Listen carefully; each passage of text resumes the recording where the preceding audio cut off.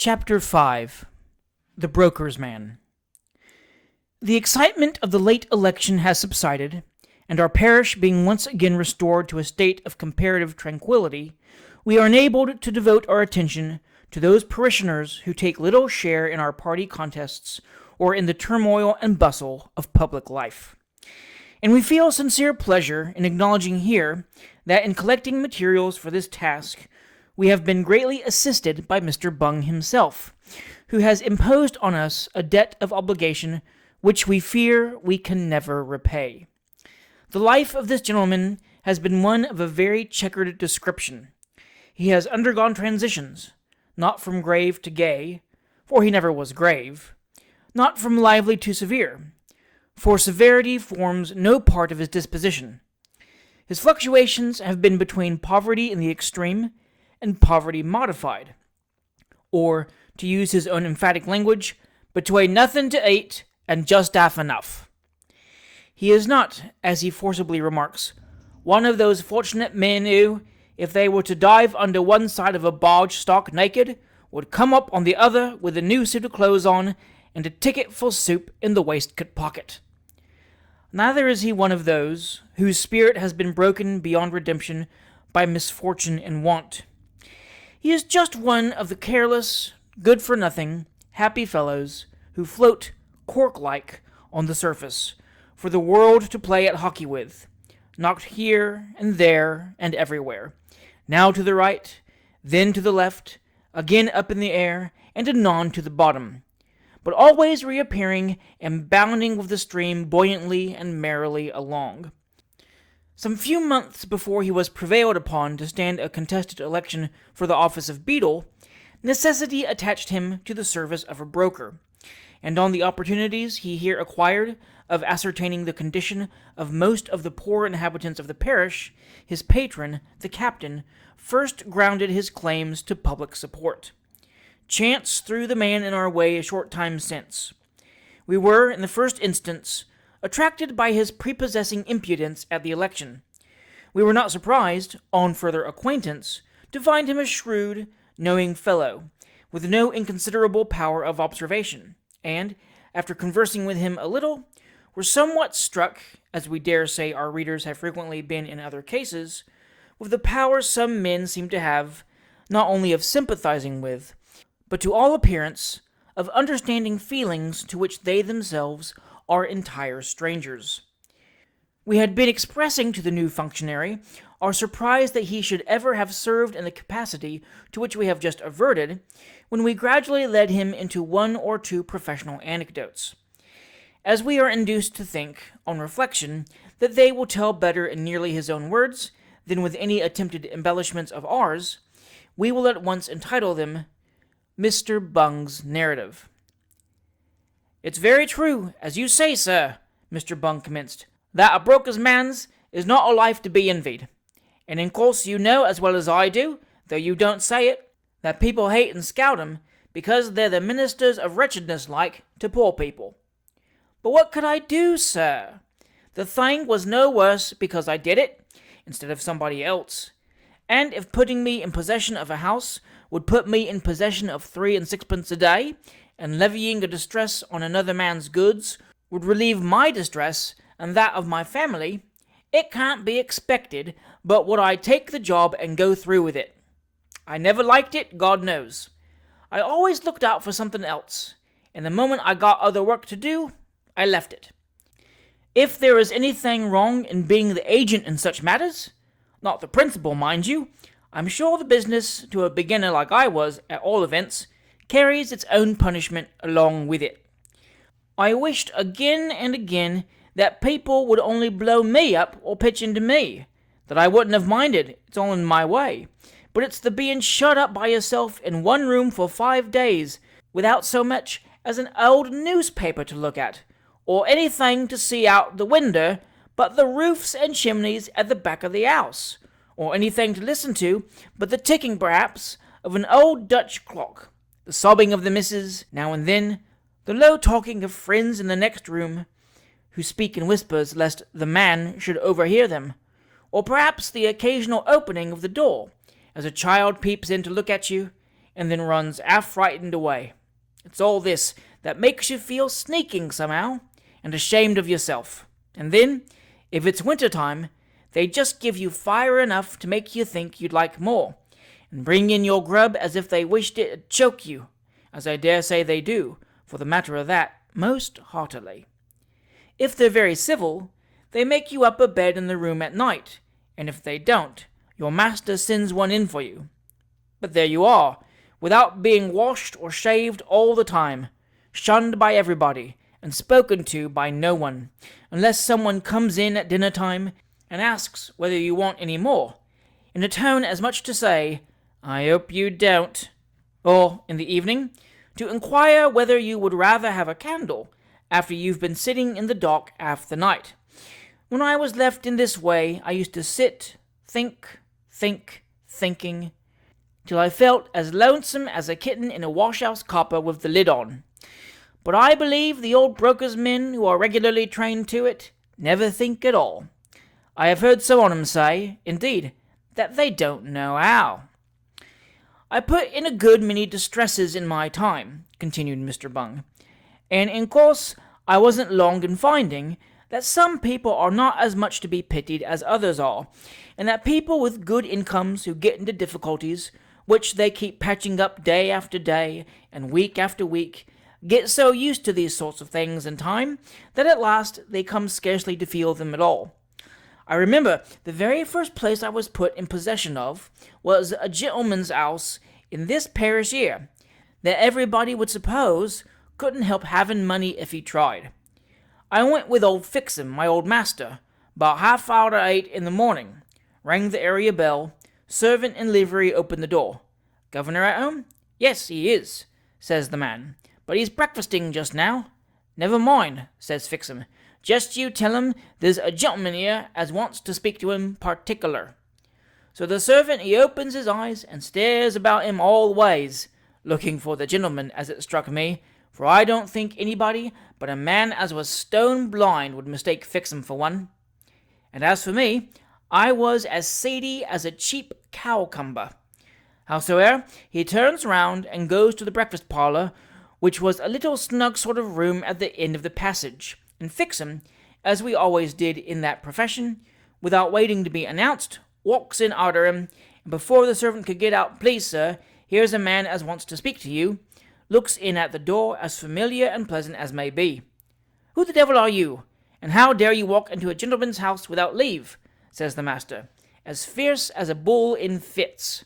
"My name," says Fixem, winking to the master to send the servant away, and putting the warrant into his hands folded up like a note. "My name's Smith," says he, "and I called from Johnson's about that business of Thompson's." "Oh," says the other, quite down on him directly. "How is Thompson?" says he. "Pray sit down, Mr. Smith. John, leave the room." Out went the servant, and the gentleman and Fixem looked at one another till they couldn't look any longer, and then they varied the amusement by looking at me, who had been standing on the mat all this time. £150, I see," said the gentleman at last. £150, said Fixem, "besides cost of levy, sheriff's poundage, and all other incidental expenses." Says the gentleman. "I shan't be able to settle this before tomorrow afternoon." "Very sorry, but I shall be obliged to leave my man here till then," replies Fixem, pretending to look very miserable over it. "That's very unfortunate," says the gentleman, "for I have got a large party here tonight, and I'm ruined if those fellows of mine get an inkling of the matter." "Just step here, Mr. Smith," says he, after a short pause. So Fixem walks with them up to the window, and after a good deal of whispering and a little chinking of sovereigns, and looking at me, he comes back and says, "Bung, you're a handy fellow, and very honest I know. This gentleman wants an assistant to clean the plate and wait at table today, and if you're not particularly engaged," says old Fixem, grinning like mad, and showing a couple of sovereigns into my hand, "he'll be very glad to avail himself of your services." Well, I laughed, and the gentleman laughed, and we all laughed, and I went home and cleaned myself, leaving Fixem there, and when I went back, Fixem went away, and I polished up the plate, and waited at table, and gammoned the servants, and nobody had the least idea I was in possession, though it very nearly came out after all, for one of the last gentlemen who remained came downstairs into the hall where I was sitting pretty late at night, and putting half a crown into my hand, says, "Here, my man," says he, "run and get me a coach, will you?" I thought it was a do, to get me out of the house, and was just going to say so, sulkily enough, when the gentleman, who was up to everything, came running downstairs as if he was in great anxiety. "Bung," says he, pretending to be in a consuming passion. "Sir," says I, "why the devil ain't you looking after that plate?"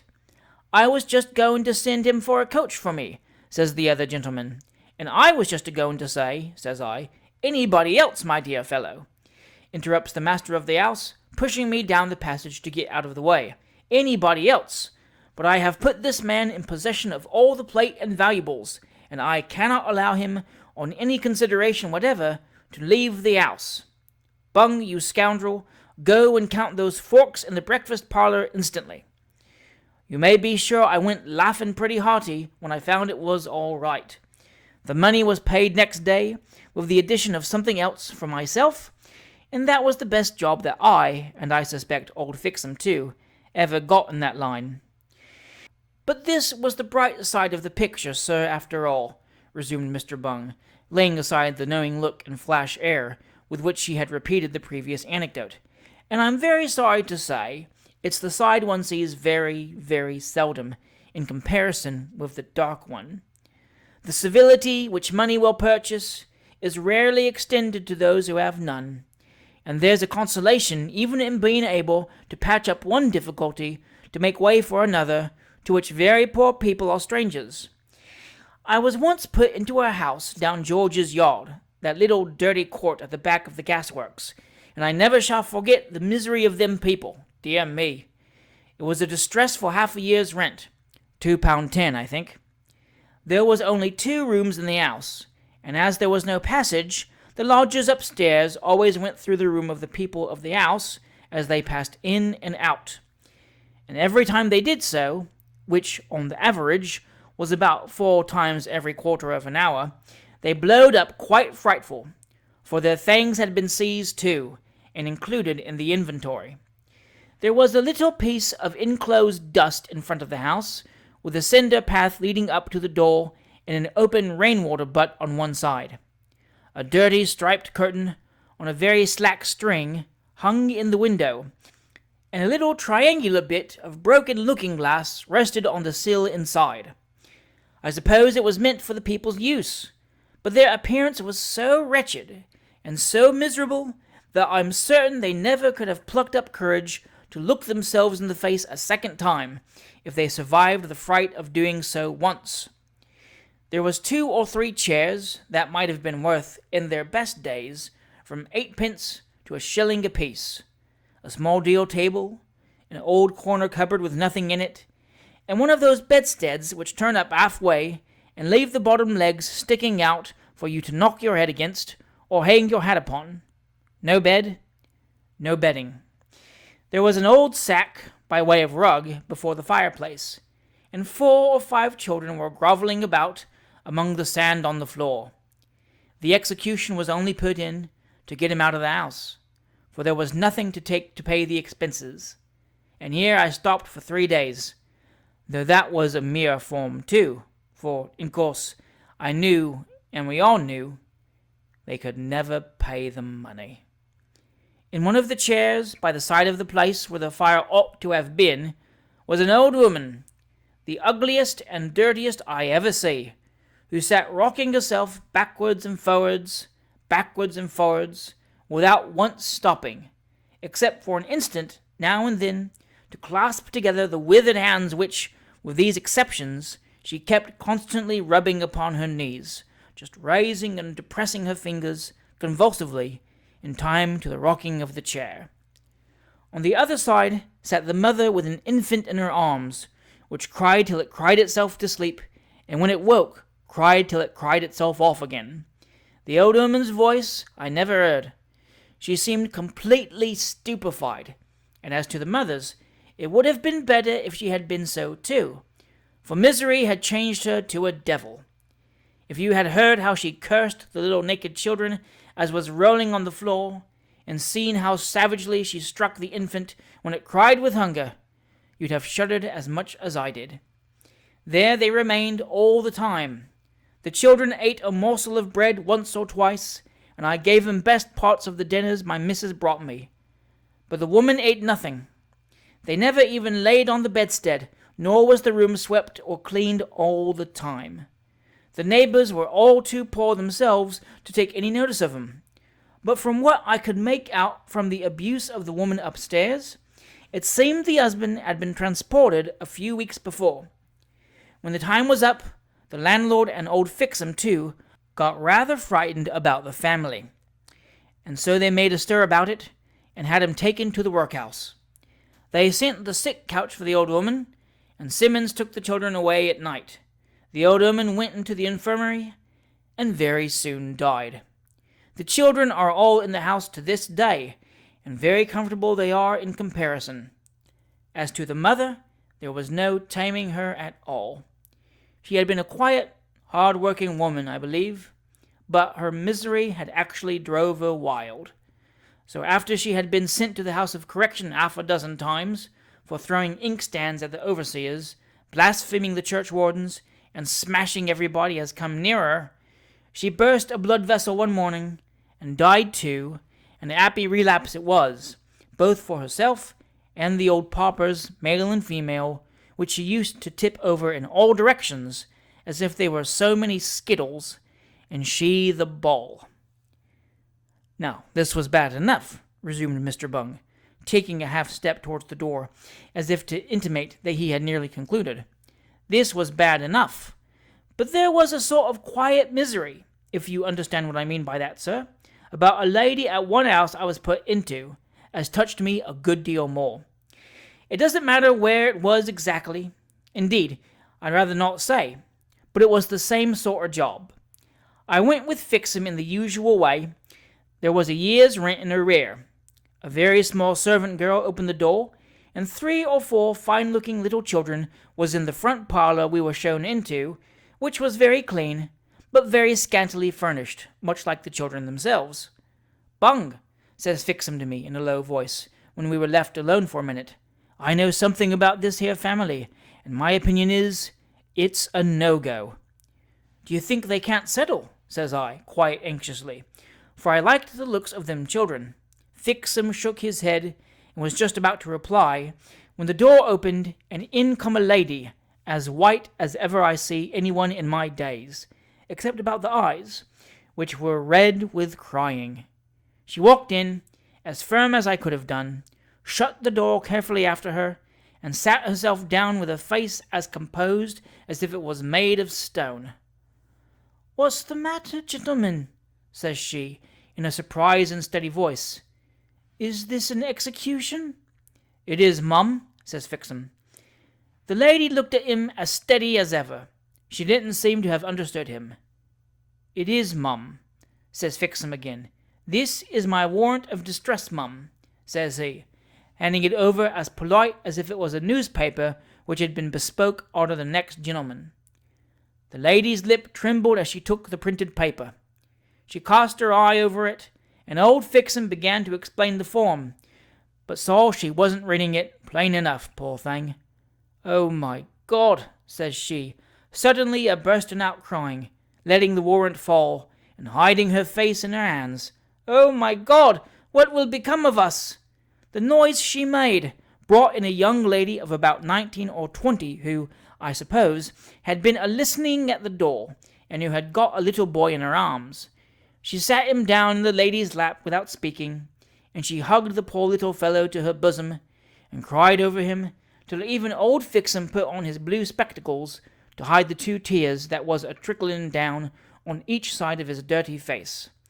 "Now, dear ma," says the young lady, "you know how much you have borne. For all our sakes, for Paul's sake," says she, "don't give way to this." "No, no, I won't," says the lady, gathering herself up hastily and drying her eyes. "I am very foolish, but I'm better now, much better." And then she roused herself up, went with us into every room while we took the inventory, opened all the drawers of her own accord, sorted the children's little clothes to make the work easier, and, except doing everything in a strange sort of hurry, seemed as calm and composed as if nothing had happened. When we came downstairs again, she hesitated a minute or two, and at last says, "Gentlemen," says she, "I am afraid I have done wrong, and perhaps it may bring you into trouble. I have secreted just now," she says, "the only trinket I have left in the world. Here it is." So she lays down on the table a little miniature mounted in gold. "It's a miniature," she says, "of my poor dear father. I little thought once that I should ever thank God for depriving me of the original, but I do, and have done for years back, most fervently. Take it away, sir," she says. "It's a face that never turned from me in sickness and distress, and I can hardly bear to turn from it now, when, God knows, I suffer both in no ordinary degree." I couldn't say nothing, but I raised my head from the inventory which I was filling up, and looked at Fixem. The old fellow nodded to me significantly, so I ran my pen through the mini I had just written, and left the miniature on the table. Well, sir, to make short of a long story, I was left in possession, and in possession I remained. And though I was an ignorant man, and the master of the house a clever one, I saw what he never did, but what he would give worlds now, if he had 'em, to have seen in time. I saw, sir, that his wife was wasting away, beneath cares of which she never complained, and griefs she never told. I saw that she was dying before his eyes. I knew that one exertion from him might have saved her, but he never made it. I don't blame him. I don't think he could rouse himself. She had so long anticipated all his wishes, and acted for him, that he was a lost man when left to himself. I used to think, when I caught sight of her, in the clothes she used to wear, which looked shabby even upon her, and would have been scarcely decent on anyone else, that if I was a gentleman, it would wring my very heart to see the woman that was a smart and merry girl when I courted her, so altered through her love for me. Bitter cold and damp weather it was, yet, though her dress was thin, and her shoes none of the best, during the whole 3 days, from morning to night, she was out of doors running about to try and raise money. The money was raised, and the execution was paid out. The whole family crowded into the room where I was when the money arrived. The father was quite happy as the inconvenience was removed. I dare say he didn't know how. The children looked merry and cheerful again. The eldest girl was bustling about, making preparations for the first comfortable meal they had had since the distress was put in, and the mother looked pleased to see them all so. But if I ever saw death in a woman's face, I saw it in hers that night. "I was right, sir," continued Mr. Bung, hurriedly passing his coat sleeve over his face. "The family grew more prosperous, and good fortune arrived. But it was too late.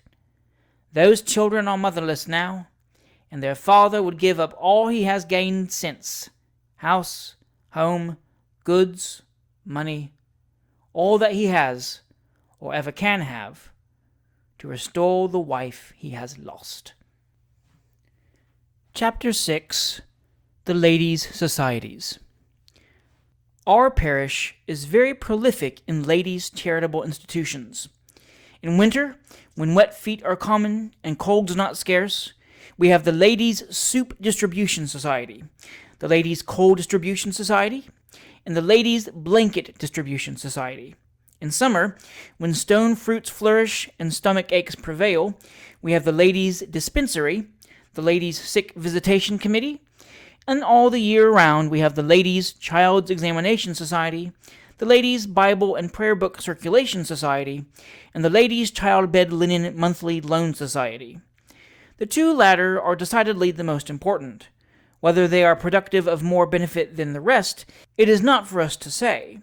But we can take upon ourselves to affirm, with the utmost solemnity, that they create a greater stir and more bustle than all the others put together. We should be disposed to affirm, on the first blush of the matter, that the Bible and Prayer Book Society is not so popular as the Child Bed Linen Society. The Bible and Prayer Book Society has, however, considerably increased in importance within the last year or two, having derived some adventitious aid from the factious opposition of the Child's Examination Society, which factious opposition originated in manner following. When the young curate was popular, and all the unmarried ladies in the parish took a serious turn, the charity children all at once became objects of peculiar and especial interest. The three Miss Browns, enthusiastic admirers of the curate, taught and exercised and examined and re-examined the unfortunate children until the boys grew pale and the girls consumptive with study and fatigue. The three Miss Browns stood it out very well, because they relieved each other, but the children, having no relief at all, exhibited decided symptoms of weariness and care. The unthinking part of the parishioners laughed at all this, but the more reflective portion of the inhabitants abstained from expressing any opinion on the subject until that of the curate had been clearly ascertained. The opportunity was not long wanting. The curate preached a charity sermon on behalf of the charity school, and in the charity sermon aforesaid expatiated in glowing terms on the praiseworthy and indefatigable exertions of certain estimable individuals. Sobs were heard to issue from the three Miss Browns' pew. The pew opener of the division was seen to hurry down the center aisle to the vestry door, and to return immediately, bearing a glass of water in her hand. A low moaning ensued. Two more pew openers rushed to the spot, and the three Miss Browns, each supported by a pew opener, were led out of the church, and led in again after the lapse of 5 minutes with white pocket handkerchiefs to their eyes, as if they had been attending a funeral in the churchyard adjoining. If any doubt had for a moment existed as to whom the allusion was intended to apply, it was at once removed. The wish to enlighten the charity children became universal, and the three Miss Browns were unanimously besought to divide the school into classes, and to assign each class to the superintendence of 2 young ladies. A little learning is a dangerous thing, but a little patronage is more so. The three Miss Browns appointed all the old maids, and carefully excluded the young ones.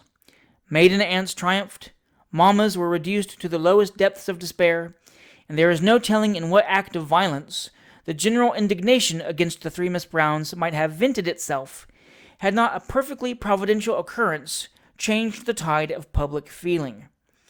Mrs. Johnson Parker, the mother of 7 extremely fine girls, all unmarried, hastily reported to several other mammas of several other unmarried families that 5 old men, 6 old women, and children innumerable in the free seats near the pew were in the habit of coming to church every Sunday without either Bible or prayer book. Was this to be borne in a civilized country? Could such things be tolerated in a Christian land? Never. A ladies' Bible and prayer book distribution society was instantly formed. President, Mrs. Johnson Parker. Treasurers, auditors, and secretary, the Mrs. Johnson Parker. Subscriptions were entered into, books were bought, all the free seat people provided therewith, and when the first lesson was given out, on the first Sunday succeeding these events, there was such a dropping of books and rustling of leaves that it was morally impossible to hear one word of the service for 5 minutes afterwards. The three Miss Browns and their party saw the approaching danger, and endeavored to avert it by ridicule and sarcasm. Neither the old men nor the old women could read their books now that they had got them, said the three Miss Browns. Never mind, they could learn, replied Mrs. Johnson Parker. The children couldn't read either, suggested the three Miss Browns. No matter, they could be taught, retorted Mrs. Johnson Parker. A balance of parties took place. The Miss Browns publicly examined, popular feeling inclined to the Children's Examination Society. The Miss Johnson Parkers publicly distributed. A reaction took place in favor of the prayer book distribution. A feather would have turned the scale, and a feather did turn it. A missionary returned from the West Indies. He was to be presented to the Dissenters Missionary Society on his marriage with a wealthy widow. Overtures were made to the Dissenters by the Johnson Parkers. Their object was the same, and why not have a joint meeting of the two societies? The proposition was accepted. The meeting was duly heralded by public announcement, and the room was crowded to suffocation. The missionary appeared on the platform. He was hailed with enthusiasm. He repeated a dialogue he had heard between two Negroes, behind a hedge, on the subject of distribution societies. The approbation was tumultuous. He gave an imitation of the two Negroes in broken English. The roof was rent with applause. From that period we date, with one trifling exception, a daily increase in the popularity of the distribution society, and an increase of popularity which the feeble and impotent opposition of the examination party had only tended to augment.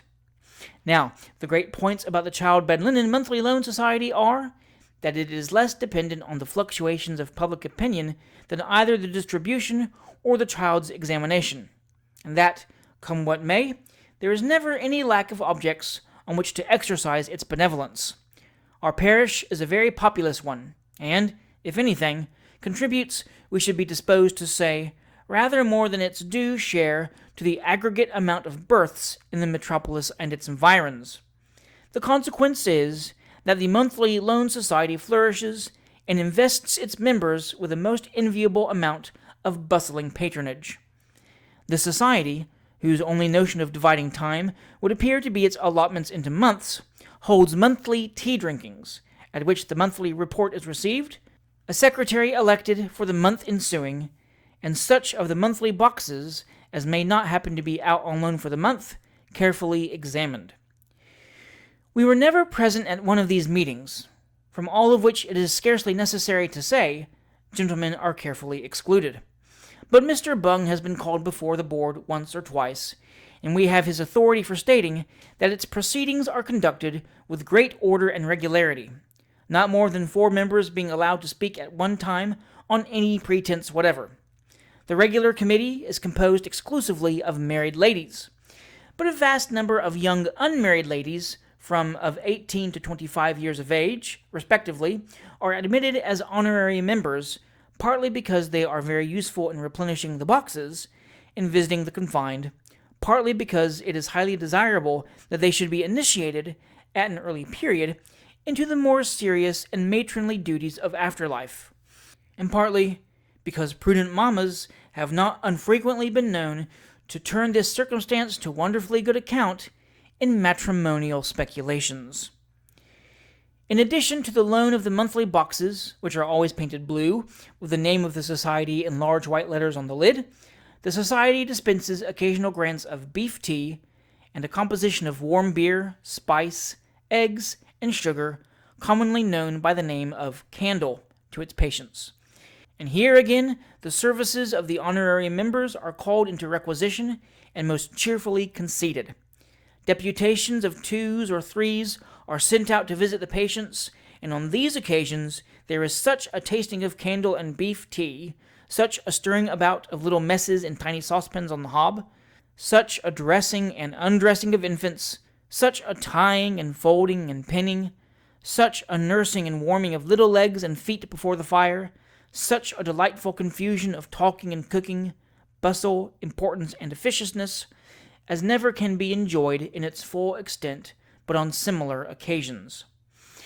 In rivalry of these two institutions, and as a last expiring effort to acquire parochial popularity, the child's examination people determined, the other day, on having a grand public examination of the pupils. And the large schoolroom of the National Seminary was, by and with the consent of the parish authorities, devoted to the purpose. Invitation circulars were forwarded to all the principal parishioners, including, of course, the heads of the 2 other societies, for whose especial behoof and edification the display was intended, and a large audience was confidently anticipated on the occasion. The floor was carefully scrubbed the day before, under the immediate superintendence of the 3 Miss Browns. Forms were placed across the room for accommodation of the visitors. Specimens in writing were carefully selected, and as carefully patched and touched up, until they astonished the children who had written them, rather more than the company who read them. Sums in compound addition were rehearsed and re-rehearsed, until all the children had the totals by heart, and the preparations altogether were on the most laborious and most comprehensive scale. The morning arrived. The children were yellow-soaped and flannelled and towelled till their faces shone again. Every pupil's hair was carefully combed into his or her eyes, as the case might be. The girls were adorned with snow-white tippets and caps bound round the head by a single purple ribbon. The necks of the elder boys were fixed into collars of startling dimensions. The doors were thrown open, and the Mrs. Brown and Co. were discovered in plain white muslin dresses and caps of the same, the child's examination uniform. The room filled. The greetings of the company were loud and cordial. The distributionists trembled, for their popularity was at stake. The eldest boy fell forward and delivered a propitiatory address from behind his collar. It was from the pen of Mr. Henry Brown. The applause was universal, and the Johnson Parkers were aghast. The examination proceeded with success and terminated in triumph. The Child's Examination Society gained a momentary victory, and the Johnson Parkers retreated in despair. A secret council of the distributionists was held that night, with Mrs. Johnson Parker in the chair, to consider the best means of recovering the ground they had lost in favor of the parish. What could be done? Another meeting. Alas, who was to attend it? The missionary would not do twice, and the slaves were emancipated. A bold step must be taken. The parish must be astonished in some way or other, but no one was able to suggest what the step should be. At length, a very old lady was heard to mumble in indistinct tones, "Exeter Hall." A sudden light broke in upon the meeting. It was unanimously resolved that a deputation of old ladies should wait upon a celebrated orator, imploring his assistance in the favor of a speech, and the deputation should also wait on 2 or 3 other imbecile old women, not resident in the parish, and entreat their attendance. The application was successful. The meeting was held. The orator, an Irishman, came. He talked of green isles, other shores, vast Atlantic, bosom of the deep, Christian charity, blood and extermination, mercy in hearts, arms and hands, altars and homes, household gods. He wiped his eyes, he blew his nose, and he quoted Latin. The effect was tremendous. The Latin was a decided hit. Nobody knew exactly what it was about, but everybody knew it must be affecting, because even the orator was overcome. The popularity of the Distribution Society among the ladies of our parish is unprecedented, and the Child's Examination is going fast to decay.